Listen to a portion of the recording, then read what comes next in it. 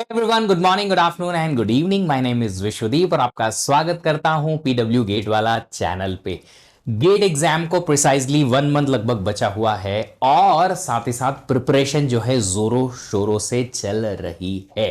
But इस preparation में ये वो सबसे इंपॉर्टेंट लम्हा है जहां पे maximum number of aspirants give up कर देते हैं, प्रिपरेशन या तो छोड़ देते हैं या इंटेंसिटी लो डाउन कर लेते हैं। रीजन क्या है? रीजन है बहुत सारी प्रॉब्लम्स। बहुत कम टाइम बचा हुआ है और बहुत सारी ज्यादा से ज्यादा चीजें कवर करने को बची हुई हैं और स्टूडेंट को लगता है कि ये 1 महीने में तो कवर होने से रहा। फिर आता है टेंशन, प्रेशर। लगता है बहुत सारी चीजें कम टाइम में अगर हम कर नहीं पाएंगे और जब तक परफेक्ट प्रिपरेशन के साथ गेट एग्जाम लिखने जाएंगे नहीं, हम अच्छा स्कोर कर नहीं पाएंगे। और वहां पे फिर बच्चों को आता है कि हम सब कुछ इसी महीने में कवर करने की कोशिश करें, तो हर एक चीज जिसको जितना टाइम मिलना चाहिए उससे कम मिलता है और उसकी वजह से होता है हमारा वो जो प्रिपरेशन है, या तो उससे मन उठने लगता है बच्चों का, या फिर प्रिपरेशन छोड़ देने का ही मन करता है, यार कुछ होना तो है नहीं, बेटर है हम छोड़ ही देते हैं। इनफैक्ट इस पर्टिकुलर चीज में कुछ हर्डल्स भी बहुत इंपॉर्टेंट भूमिका निभाते हैं। लाइक न्यू ईयर आ गया, प्लस शादियां हैं, बहुत सारी सीजन चल रहा है, मैरिज सीजन चलता है, तो ढेर सारी शादियां होती रहती हैं, इवेंट्स आते रहते हैं, बर्थडेज एक्सेट्रा आते रहते हैं, कभी बीमार हो जाते हैं, ठंड काफ़ी है उत्तर भारत में और काफ़ी पार्ट ऑफ कंट्री में, तो वहाँ भी बहुत मुश्किल होती है ऐसे पर्टिकुलर मौसम में पढ़ाई कर पाना या अपने आप को उतने लंबे टाइम तक सस्टेन कराना, कॉन्सेंट्रेशन, फुल कॉन्सेंट्रेशन के साथ में। और ऐसे हजारों हर्डल्स बीच बीच में आते रहते हैं, प्रॉब्लम्स आती रहती हैं। अब इस पर्टिकुलर चीज में, इस पर्टिकुलर टाइम पे बच्चों को क्या करना चाहिए, इसके लिए मैं आपको एक सेशन लेके आया हूं कि ये सेशन में मैं आपको बताऊंगा कि आपकी प्रिपरेशन अगर ट्रैक पे नहीं है तो उसे कैसे लाया जाएगा, और ट्रैक पे लाने है या ट्रैक पे चल रही है या नहीं, इसके लिए हमें क्या क्या टेस्टिंग, क्या क्या चेक करने पड़ेंगे। तो टाइटल है आज का कि क्या आपकी गेट की प्रिपरेशन जो है राइट ट्रैक पर है या नहीं। सबसे पहले तो बच्चों ने जिन्होंने टेस्ट लिखना शुरू नहीं किया है, अब टेस्ट लिखना शुरू कर दो। चेक नंबर 1 जो हमारा है आज का, वो है टेस्ट एंड उनका स्कोर। देखो, score is the secondary part, पहले आप टेस्ट लिखना शुरू करो। बच्चे पहले से ही डर जाते हैं, सर टेस्ट लिखने से हमें इतना डर लग रहा है कि हमने टेस्ट ही नहीं लिखे। भैया, एग्जाम लिखने में डर नहीं लगेगा फिर तुमको टेस्ट क्यों लिखते हैं? इसका रीजन मैंने मल्टीपल टाइम्स बताया है, फिर बताता हूं। टेस्ट इसलिए लिखते हैं ताकि हमें पता चले कि हमारी प्रिपरेशन में कहां गलती है, कहां मिस्टेक है, कहां प्रॉब्लम है, और उन्हें हम अगले टाइम में जो गेट के प्रिपरेशन में बचा हुआ है उतने टाइम में हम उन्हें रिकवर कर पाए, इंप्रूव कर पाए, सॉल्व कर पाए उन प्रॉब्लम्स को, ताकि गेट एग्जाम में सेम मिस्टेक ना करें।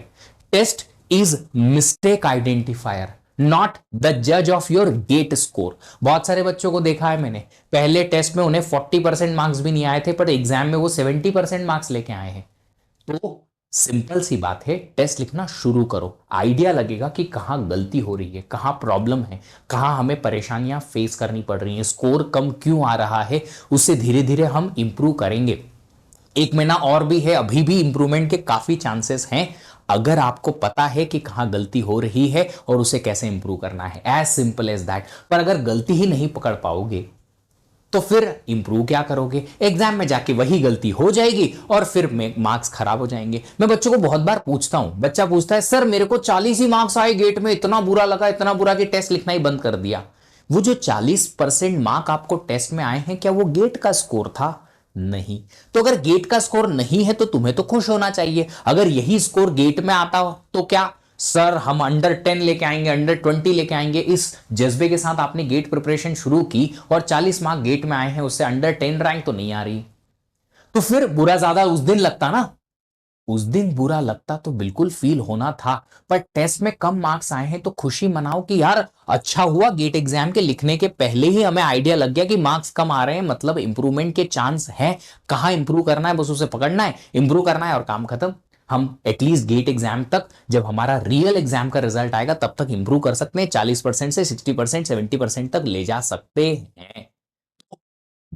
नहीं मनाना है, सैड नहीं होना है। जो जो गलतियां हो रही हैं उन्हें एक्सेप्ट करो कि हाँ गलती हुई है, तो चलो ठीक है।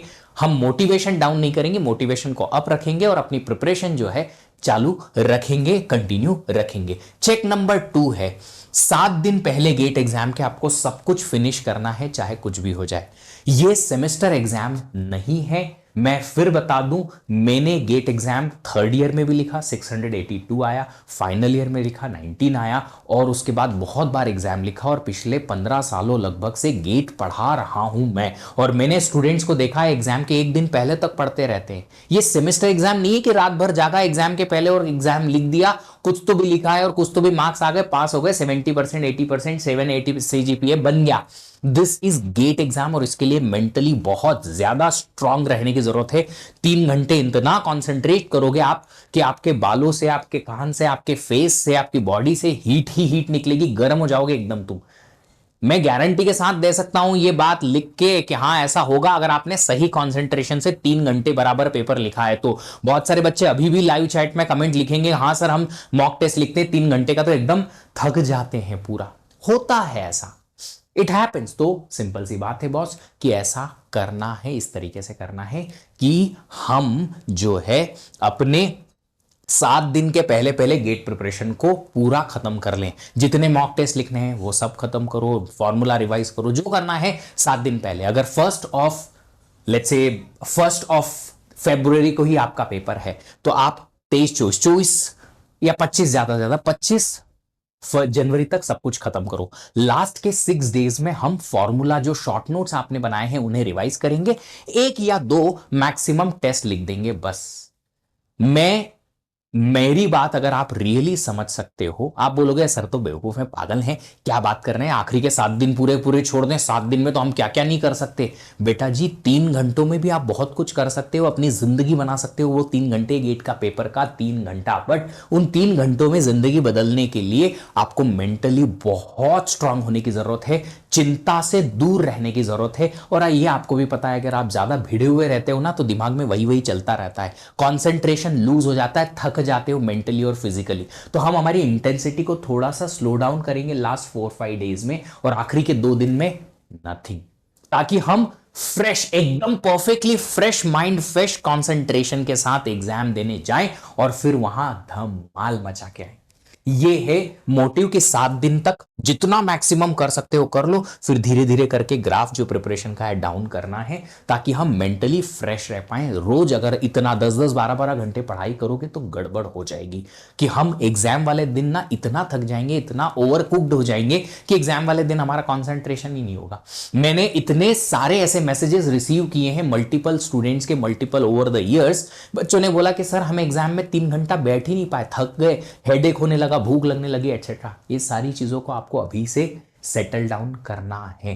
तो ये 3 घंटा बैठने की आदत तो अभी ऑफ कोर्स आप मॉक टेस्ट से डाल दोगे, बट इतने हाई लेवल कंसंट्रेशन के साथ और इतने प्रेशर वाली सिचुएशन में आपको बैठने की आदत डालनी पड़ेगी, और ये आपको करना ही करना है। इसीलिए कंसंट्रेशन लेवल बढ़ाने के लिए चेक नंबर 2 लाया है मैंने।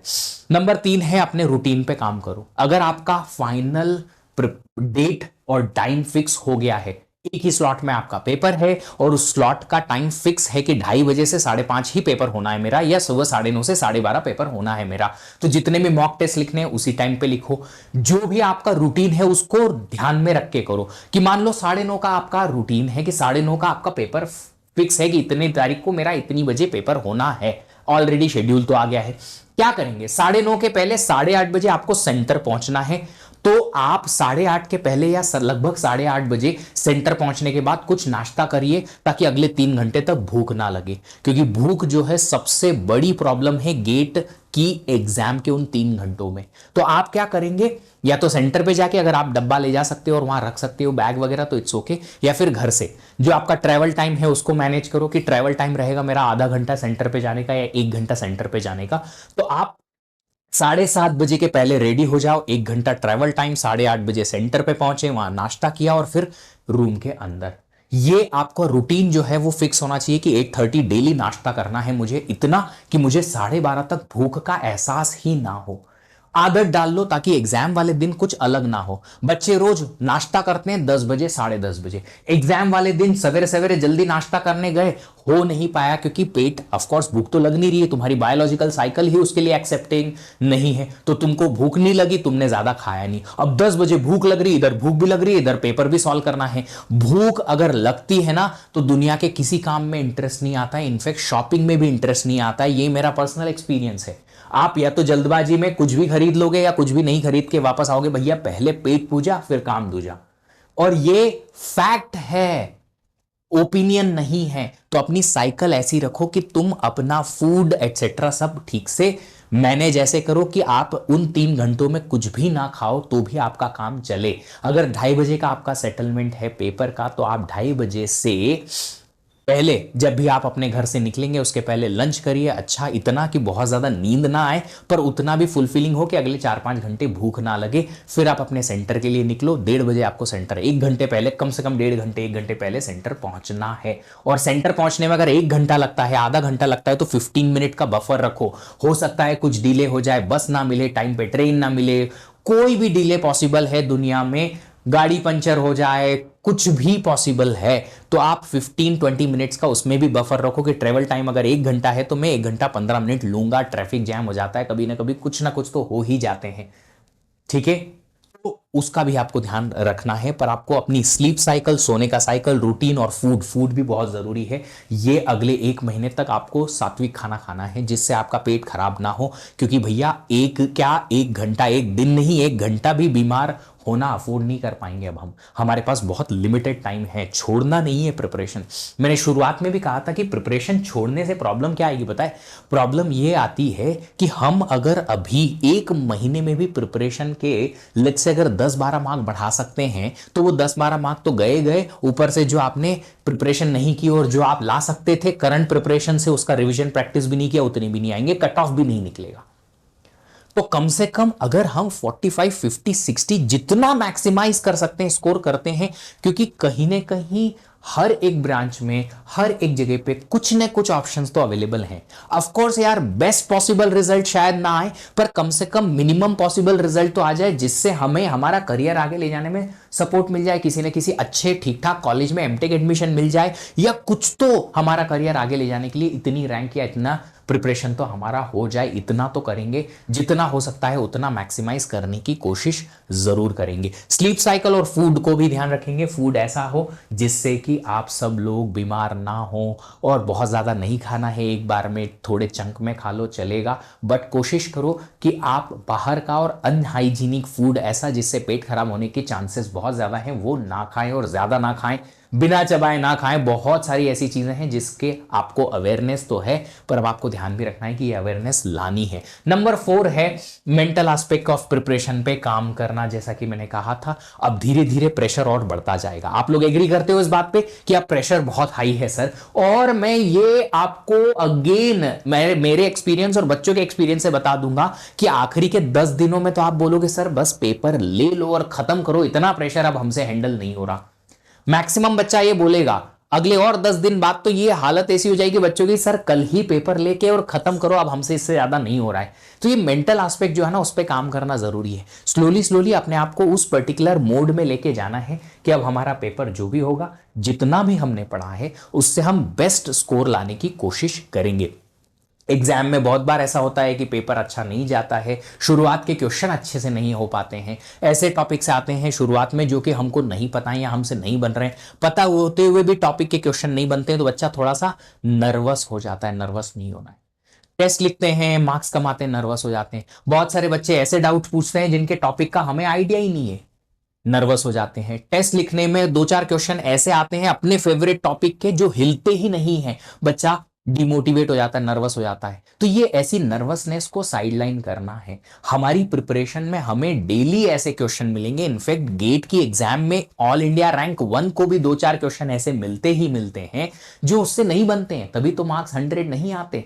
तो क्या करना है? उन क्वेश्चन को इग्नोर करना है। बाकी जो बन रहे हैं कम से कम उसमें तो खुशी मनाओ, जो बन रहे हैं उसमें तो खुशी मनाओ। हम कोशिश करेंगे कि हम जितने ज्यादा से ज्यादा क्वेश्चन जो हैं बना पाएं। अब देखो गेट एग्जाम लिखने में वो कंसंट्रेशन, वो फील और वो जो फिजिकल अपीयरेंस है उस पर्टिकुलर जगह का, वो बहुत इंपॉर्टेंट रोल प्ले करता है। और उसको आप तक पहुंचाने के लिए हम एसपीडब्ल्यू टीम बहुत कमिटेड है और आपके लिए for the very first time लेकर आए हैं रियल टेस्ट। एग्जाम के सेंटर पे जाके आपको टेस्ट लिखनी है। जी हां, ऐसा टेस्ट हम कंडक्ट कराने वाले हैं जो कि होने वाला है 12 जनवरी को, संडे को।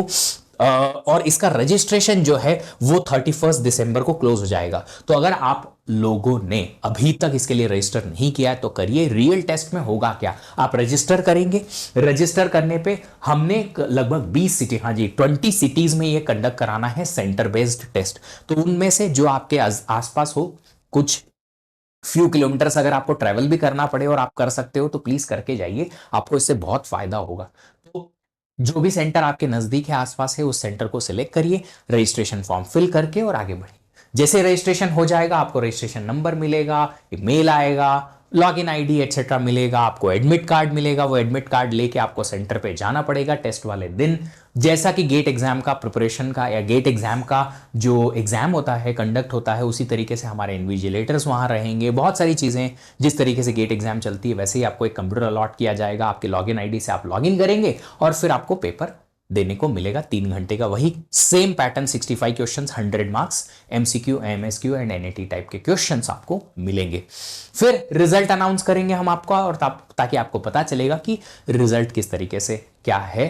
और इससे सबसे बड़ा जो फायदा है वो है फिजिकल अपीयरेंस का, उस पर्टिकुलर जगह का जहां पे आप जाके एग्जाम लिखने वाले हो। आप अभी अपने टेस्ट लिखते हो अपने घर से, अपने जो फिजिकल जो प्लेस है वो है आपके घर, जो कि आपके लिए बहुत कंफर्टेबल लोकेशन है। बट अगर जैसे ही आप घर से बाहर निकलते हो थोड़ा नर्वस हो जाते हैं, और जब बहुत सारे बच्चे आसपास दिखते हैं गेट की प्रिपरेशन के, चाहे वो किसी भी ब्रांच का हो, तो और ज्यादा डर लगने लगता है। तो ये डर को थोड़ा सा नॉर्मल करने के लिए, कंफर्टेबल आपको बनाने के लिए, आपके मेंटल एस्पेक्ट पे काम करने के लिए हमने ये टेस्ट कंडक्ट कराना है, जो कि civil, mechanical, CS, electrical, ECE और डीए इन सब में होने वाला है। आप एक कोई भी ब्रांच चूज करके और ये टेस्ट के लिए एनरोल कर सकते हो। Thank you so much. अगर आपको फिर भी कोई ना कोई इशू है, डाउट है, क्वेरी है, तो आप कमेंट बॉक्स में कमेंट करके जा सकते हैं, ताकि हम कोशिश करें कि आपको उन प्रॉब्लम्स को सॉल्व कर दिया जाए। Again I am telling you, अगर आप चाहते हैं कि आप अपने कंफर्ट लेवल के बाहर जो पेपर देने जाएंगे गेट का, उसको पहले ही फील कर लें ताकि आपको उस दिन डर ना लगे, तो ये रियल टेस्ट के लिए जरूर एनरोल कीजिएगा। Thank you so much, have a great day, happy learning, bye bye.